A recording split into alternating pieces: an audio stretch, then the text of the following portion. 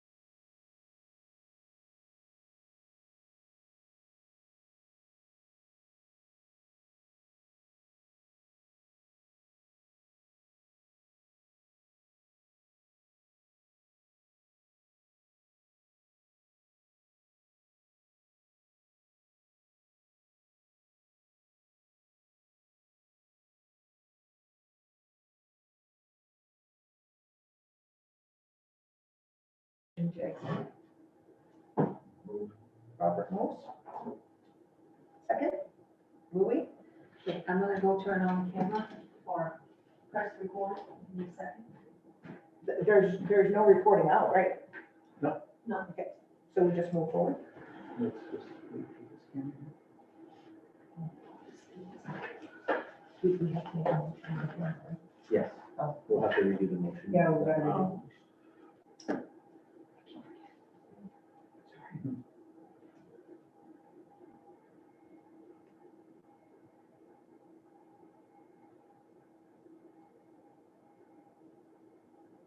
And I am not getting anything.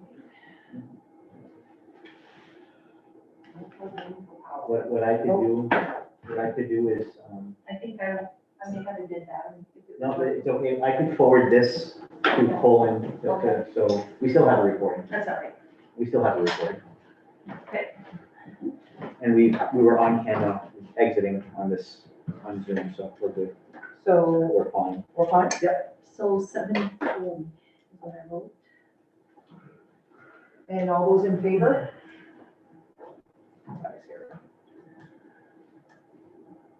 Okay, so items of new business, approval to open Acadia Federal Credit Union account. Yep, and we just, I'll just do you want to summarize? This is something that we just encountered yesterday. There is a pickup truck that's in our budget. It has arrived. We'd like to license it. We'd like to finish this process, but in order to finance it locally at Acadia, we need to get a vote from this committee to allow an account to be open for that purpose, with 2 signatories. And we have suggested Lucy Tabor, who is the finance director, and myself. That's a 3-year loan for that truck that was discussed during the budget process. And that pickup is for what purpose?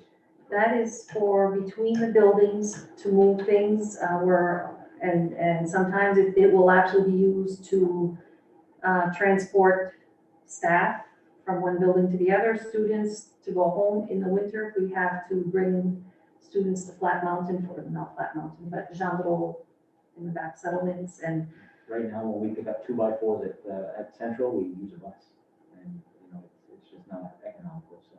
So that was in the budget before? a third of it. Okay. Yeah, it's 3 or 5. Right. Yeah. I'll move it in. So Robert moves, do I have a second? Nick? Any more discussion? All those in favor? Are you abstaining, Louis? Yeah. Louis abstains.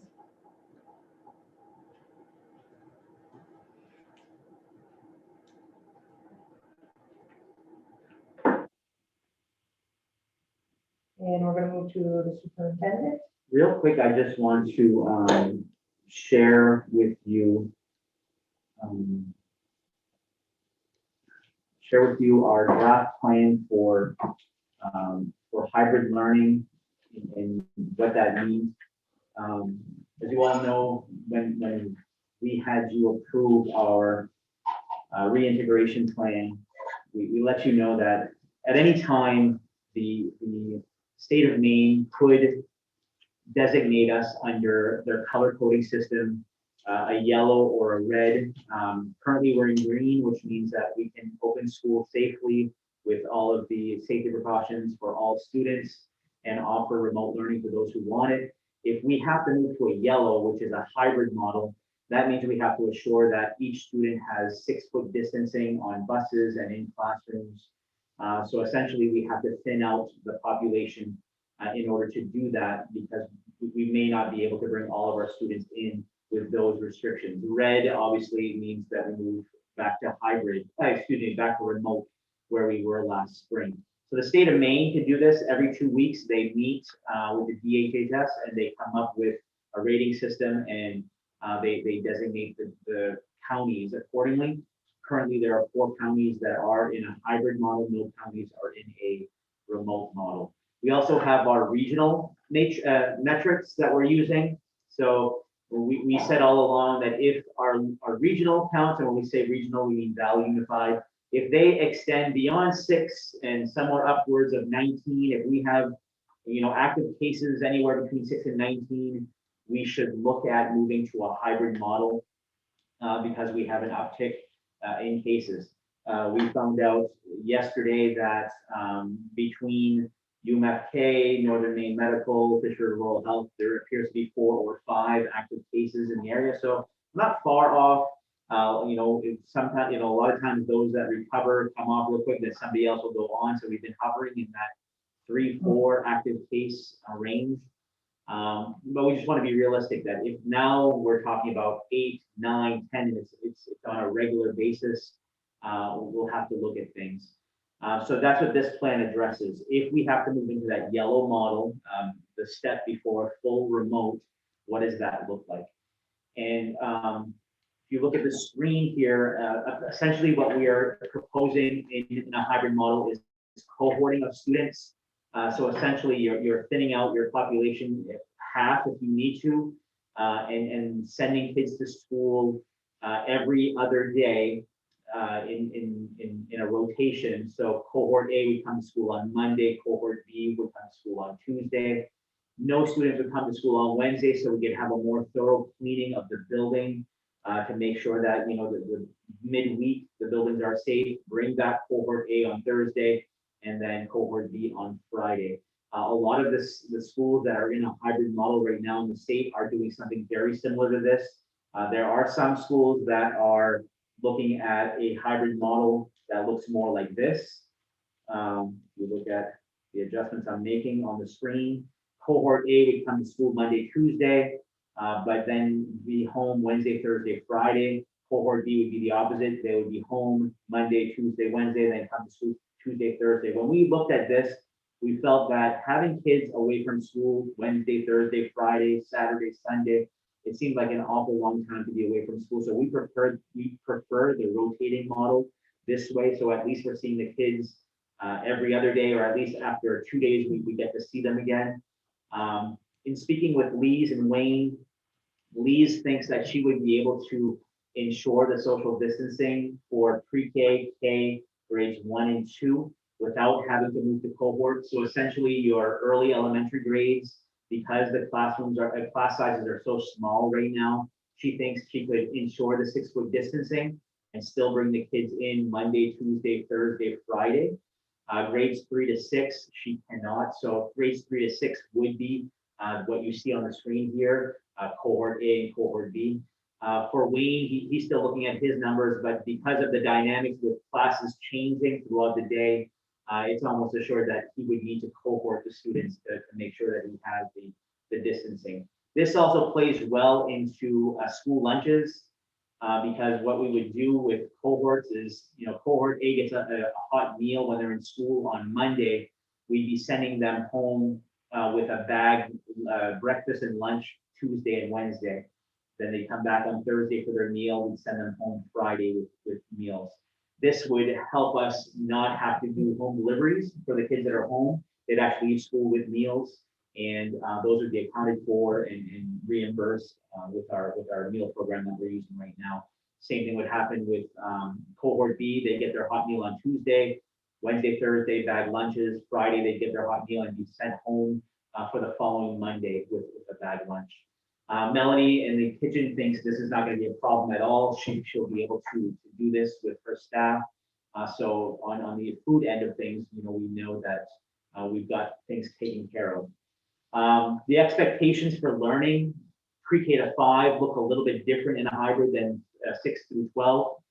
Essentially with pre-K to 5, when you're in school, we're calling those instruction days. So you're getting your instruction from your teacher live in school. And then when you go home that night, your teacher is sending home packets, your teacher is sending home work, your teacher is instructing you to check your Google Classroom maybe, and you as the pre-K to 5 students are not connecting remotely from home on those days when they're not in school, what we're calling work task days. They're essentially just doing the work that their teacher sent them home with.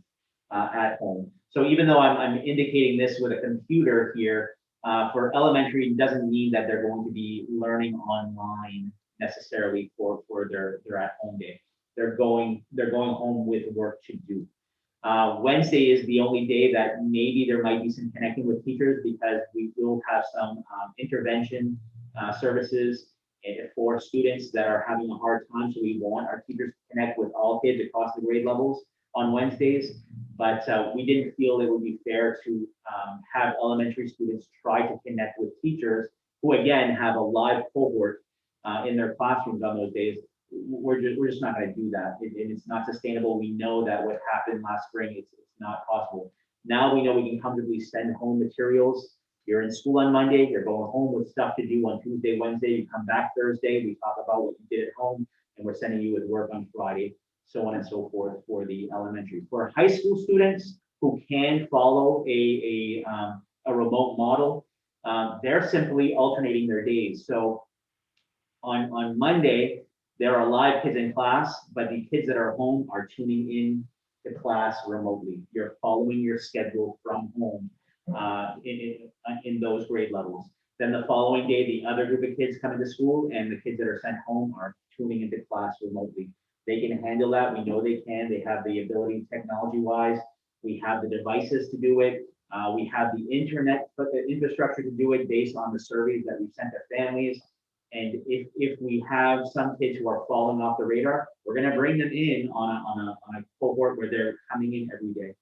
Same thing with special ed students. Some special ed students will be identified as having to come in every day, Monday, Tuesday, Thursday, Friday. Some who have successes in remote learning won't have to do that. They can follow the cohort schedule.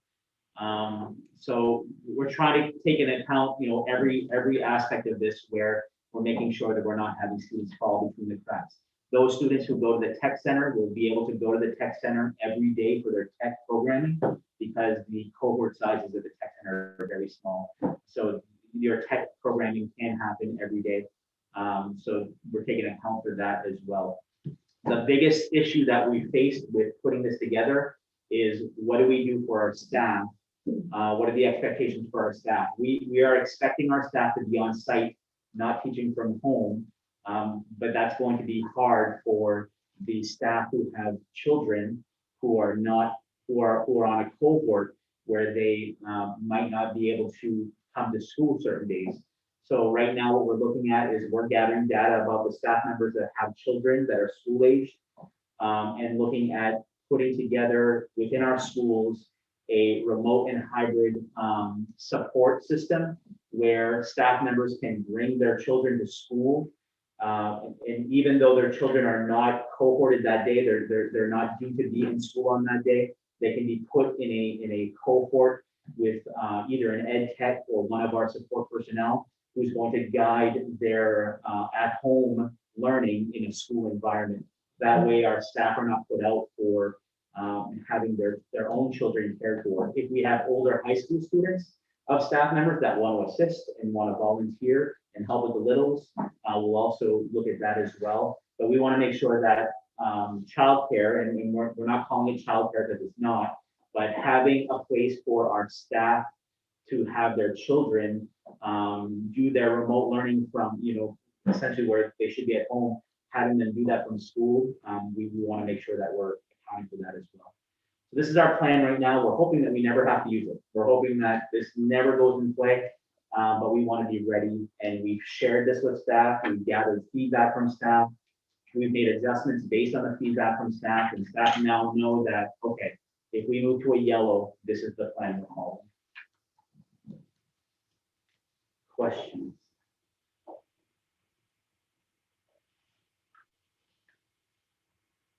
We need to stay in school. I don't have any questions, but I'm glad to hear what you just said, because my son has been thinking that like the teachers are making it sound like they're going hybrid tomorrow. We've been pushing that to the teachers because we don't want teachers to all of a sudden get a call or get an alert saying we're moving into it. There's been an outbreak, we're moving to remote, or we're moving to hybrid, and they're not ready for it. So we're it's kind of like telling my passengers in my car, put on your seatbelt because we might have an accident.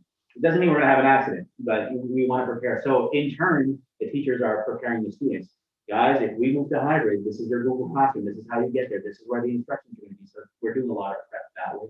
And it is scary, and it is, we're hearing that a lot of the students are fearful of that, but we need to prepare, we need to be ready so that anything happens. Look at Caribou last week, they went into a hybrid, they went to remote for 2 weeks because of 2 kids that had an outbreak in school, so we have to be ready for it. So would there be a possibility that you could maybe put like something out there?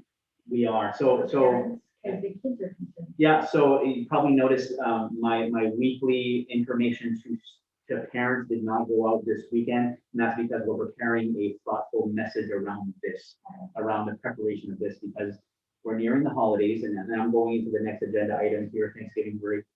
We're nearing the holidays, and the holidays are scaring us because we know families are going to want to be together. They're going to have family members traveling from outside of state, inside of state.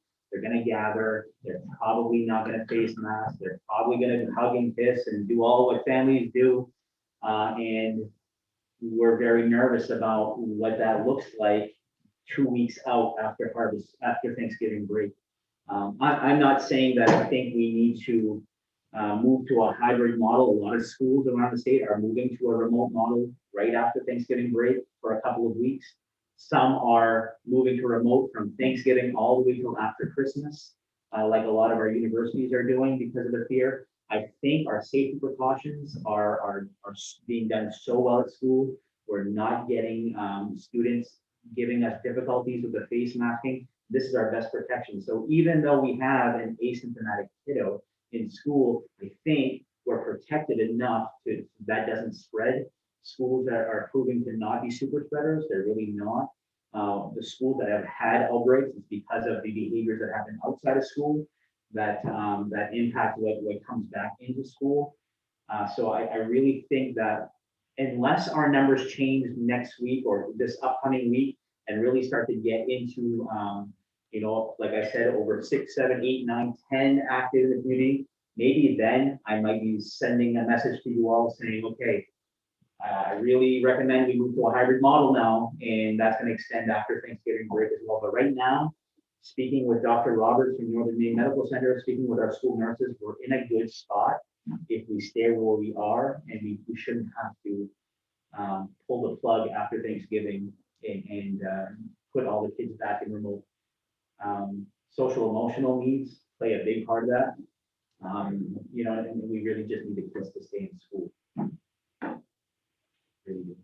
Can you share again the elementary school mix of who's going to be doing remote, who's not? You said pre-K through 2 is not, pre-K through 5. So what I said was, Lee's looked at it and she does not think she'll have to cohort the grades pre-K to grade 2 because those are small enough that she thinks they can come into school.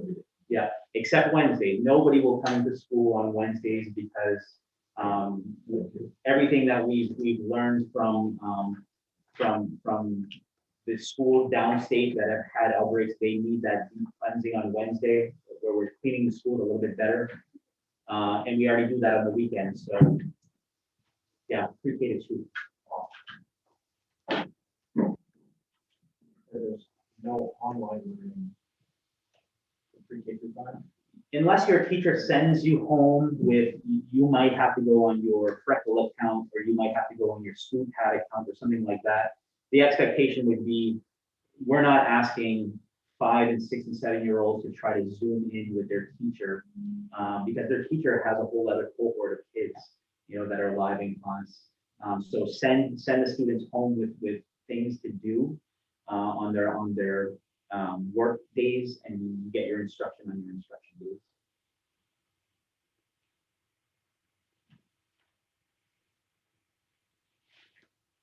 Any other questions? Comments? Committee's report. Last thing is the facilities report. Harbor plan. You've already accepted our reintegration plan. This is just part of it. What I would not do to any of you is I would not myself make a decision to move into something like hybrid without at least giving you advance notice and saying this is why. That's something that I can guarantee that we would never do. The only thing that I can't guarantee is if we have a school outbreak and now we have 10 infected students, I may not have time to say, can I go into a remote now? We're just gonna have to move to remote. Gotta make the call. Sorry, facilities report. So we had a facilities meeting just before coming to this meeting. Both Louis and Robert attended. We went over that we had a water intrusion incident at the community gym. We had a valve that was rusted and leaked overnight, damaged the floor. Our insurer is on it. The complication is that it involves flooring that is asbestos tiles. So we may undergo an asbestos abatement process in that whole situation. The driveway at the elementary school has been completed. That's the parent driveway. I urge you to go over and see if you could, are you still recording? I am. Okay. I urge you to visit it, go see it. The comments coming from the parents and the teachers, and it's been very positive. So as part of that grant also, this driveway was covered with the grant, but we also installed a screen, a giant TV in the cafeteria. We have someone outside who's telling the program that we're using which cars are lining up. So the students are held in the cafeteria and then can go out as appropriate for the car that's picking them up. So it's working well so far. The principal is very happy about that. The security vestibule at the high school is completed. As you walk in, you'll see a new set of mag doors. That's where our thermal scan, temperature scanner is. That's also where we kind of screen people going into the building. We discussed at the elementary school, another project that's in the COVID relief funds is to replace the windows at the elementary school. And that is something we had hoped to do over the next 3 or 4 years, to break it up into segments of the school. With the COVID relief funds, we were able to state that we needed it for better ventilation. We actually have windows that, the building's about 27 years old. We have windows that if you open, the pane will actually fall. We have some rot in some of those windows. All the windows will be changed, covered with the COVID relief funds, and the subcommittee, the facility subcommittee opted to go with triple pane windows. And then we discussed a heating situation at the town garage and what we've done to work with that issue. So that's, did I miss any? We have projects coming up at the elementary school. The whole entrance will be designed to have a security vestibule there too, but that, as you know, you've approved this in the past, it's through the school revolving renovation fund. And that process started a year ago. We finally got our acceptance, our approval through the main bond bank. Had we not gone that route, because we do have the first year of 5-year payments in our budget, had we not gone that route, we could have possibly covered that in the CRF funds, the grants. But we can't do that because it's in the budget. So that project will be hopefully targeted for February break. And that is a 5-year payment plan with the main bond bank. The State Department will pay 50%, we'll pay 50%, no interest for 5 years. I think that was pretty much it. Questions? Motion to adjourn. Mindy and Louis. All those in favor? Thank you. Thank you all.